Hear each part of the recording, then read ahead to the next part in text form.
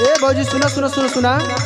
कहो कैसन आज हमके बड़ा बुलावत बड़ा का बात बा? अरे सुनीला कि तू 4 गो मेहरारू बटोर के हाँ और खाली तू चौधराना करेलू। माने ये कुल के पता गांव में घूम के लगावेला कि हम का करीला? अरे भौजी हम बहुत तोहार सुनले बानी कि तू कहीं 4 जने के बटोर के खाली बतियावे लगू, फैसला करे लगू। हम कुछ पूछे तानी बताइबू। माने आज तोहार कौन फैसला करे के बा हमके तू साफ साफ बतावा। सुना भौजी हमारे तन 2-4 गो सवाल बा। अरे तू 2-4 गो सवाल ना तू कई गो सवाल हमरा से पूछला, हम ते ही बदेले बानी, पूछा ना। अच्छा सुना भौजी। बोला। पूछा तानी तानी कटहरा भौजी का चीज लाई किनके ओला ला महारा भौजी। अरे बाप रे बहुते दिमाग लगावो तारा।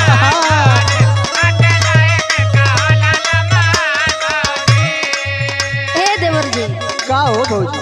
अरे तोके नहीं के पता बा कि जब हम चौधराना करत हनी हाँ। त ई कुल सवाल के हम का समझब हो। अच्छा ई कुल त हमरे बदे बहुते इजी बा, सुना हम बतावत हनी। सुनावा भौजी। बानी तो हके बतावत ना हरा देवरू, बानी तो हके बतावत ना हरा देवरू, बाल लई किन के होला लमहर देवरू। बुझाई? हाँ पूछा तानी भौजी।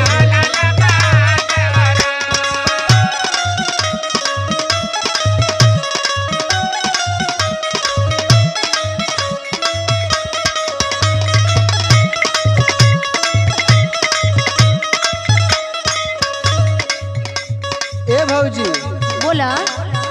अच्छा तो ई तो सवाल बड़ी जल्दी बता देली। हाँ हाँ एगो और सवाल बा, हम पूछी ना। अरे पूछा देवे, जितना मन करे उतना सवाल आज हमरा से पूछला, हम बताओ बदे रेडी बनी। तो सुना भौजी। हाँ बोला। औरत कैली है सब कुछ अकेले भौजी का चीज होला नहीं औरत से अकेले भौजी। तनी एकर सब बता के दिखावा था। बताओ तनी देवर जी।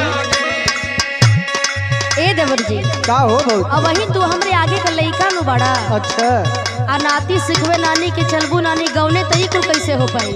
अरे बाप रे बाप।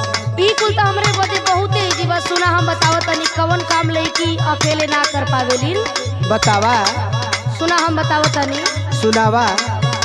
औरत कैली है सब कुछ अकेले देवरू, सुना। औरत कैली है सब कुछ अकेले देवरू, लइका होई नहीं औरत से अकेले देवरू।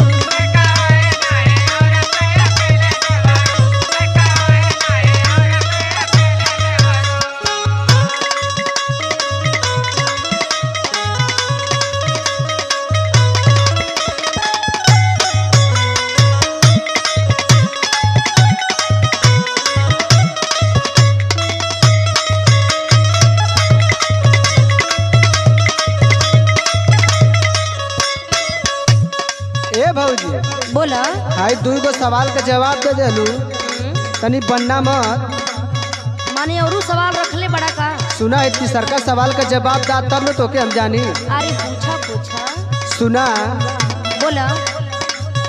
देखे 2 गो जवाब ना आई था भौजी के कर फल होला सबका से मीठा भौजी। ये तो सवाल हम क्या हाँ बता दा। का बताई? ई तो सवाल हमरा के इजी नहीं खे लागत, लेकिन रुका रुका हार तो फंस मानत गईलू नहीं। भौजी फंस गईलू। अरे बाबू इतना चिंता काहे करत रहा? टेंशन मत ला, अभी हम बतावत तनी ना। बता के दिखा देता। कवन चीज के फल मीठा होला? हाँ आप हमरा समझ में आ गई। आगे समझ में। एली के कर जवन सवाल बना हाँ आ एकर जवन जवाब बा, हाँ। ई काम हम कबो कई ना पहले, यही से हमरे समझ में जल्दी नहीं आवता। अच्छा सुना सुना अब हम बतावत तनी, हमरे समझ में आ गई। बतावा भौजी। सुना। बानी तो हके बतावत तू ना ऐठा देवरू, फल सब्र के होला सबसे मीठा देवरू।